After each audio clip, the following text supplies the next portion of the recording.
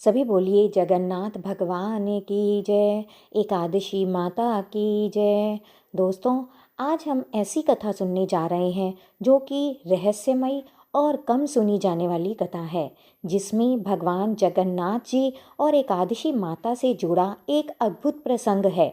यह कहानी न केवल भक्ति से भरपूर है, बल्कि इसके पीछे छिपा एक संदेश बहुत गहरा और जीवन को बदल देने वाला है। तो आइए कथा की शुरुआत करते हैं। बहुत समय पहले की बात है, जब धरती पर पाप बढ़ने लगे थे, लोग अपने कर्मों से भटकने लगे थे और धर्म का पालन कम होने लगा था। उस समय देवताओं और ऋषियों ने भगवान विष्णु से प्रार्थना की कि वे कोई ऐसा उपाय बताएं जिससे मनुष्य पापों से मुक्त हो सके और धर्म के मार्ग पर लौट सके।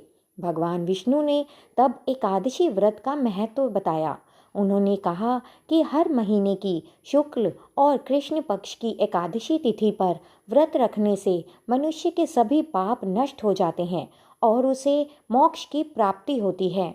इसी दिन एक दिव्य शक्ति का जन्म हुआ, जिसे हम एकादशी माता के नाम से जानते हैं। एकादशी माता का स्वरूप अत्यंत तेजस्वी और पवित्र था। वे भगवान विष्णु की प्रिय थी और उनका कार्य था संसार के प्राणियों के पापों का नाश करना। अब कथा में एक नया मोड़ आता है। जब समय बीतता गया और लोग एकादशी व्रत रखने लगे, लेकिन धीरे धीरे कुछ लोग इस व्रत का सही महत्व भूलने लगे। वे केवल दिखावे के लिए व्रत रखने लगे, मन से शुद्ध नहीं थे और कई लोग तो नियमों का पालन भी नहीं करते थे। इसी दौरान एक विचित्र घटना घटी। कहा जाता है कि एकादशी माता का प्रभाव इतना बढ़ गया कि वे स्वयं ही यह तय करने लगी कि किसे फल देना है और किसे नहीं। वे कुछ लोगों को बिना पूरी श्रद्धा के भी आशीर्वाद देने लगी, जिससे धर्म का संतुलन बिगड़ने लगा। भगवान जगन्नाथ जी, जो स्वयं भगवान विष्णु का ही एक रूप हैं, यह सब देख रहे थे। उन्हें लगा कि यदि यह स्थिति ऐसे ही चलती रही तो धर्म का पतन हो जाएगा और पापी लोग बिना सच्चे पश्चाताप के मुक्ति पाने लगेंगे। तब भगवान जगन्नाथ जी ने एक कठोर निर्णय लिया।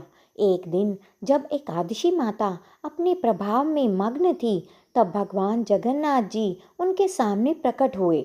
उन्होंने एकादशी माता से कहा, हे देवी, तुम्हारा उद्देश्य संसार को पापों से मुक्त करना है, लेकिन तुम बिना नियमों के फल दे रही हो। यह धर्म के विरुद्ध है।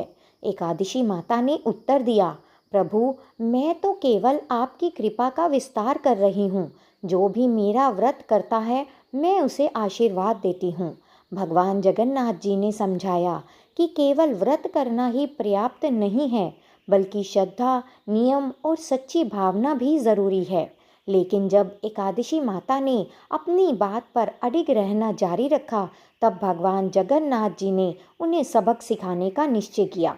उन्होंने एक दिव्य शक्ति से एकादशी माता को पकड़कर उल्टा बांध दिया। हाँ दोस्तों, यह सुनने में बहुत अजीब लग सकता है, लेकिन इसके पीछे गहरा अर्थ छिपा है। जब एकादशी माता को उल्टा बांधा गया, तब उनकी शक्ति असंतुलित हो गई। वे समझ नहीं पा रही थी कि क्या हो रहा है। तब उन्होंने भगवान से विनती की, हे प्रभु, मुझे क्षमा करें, मैं अपनी गलती समझ गई हूँ, कृपया मुझे मुक्त करें।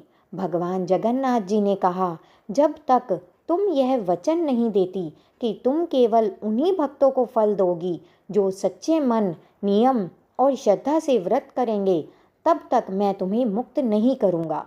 एकादशी माता ने तुरंत यह वचन दिया कि वे केवल सच्चे भक्तों को ही आशीर्वाद देंगी। तब जाकर भगवान जगन्नाथ जी ने उन्हें मुक्त किया।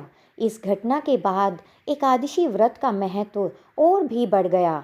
लोगों को यह समझ में आ गया कि केवल बाहरी दिखावा नहीं, बल्कि सच्ची श्रद्धा और नियमों का पालन ही भगवान को प्रसन्न करता है।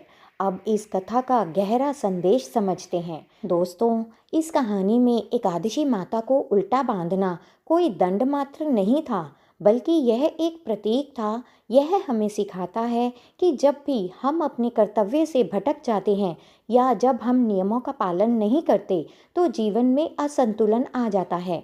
भगवान जगन्नाथ जी का यह कार्य हमें यह भी सिखाता है कि ईश्वर हमेशा धर्म और न्याय के पक्ष में खड़े होते हैं। वे हमें सही रास्ता दिखाने के लिए कभी कभी कठोर कदम भी उठाते हैं।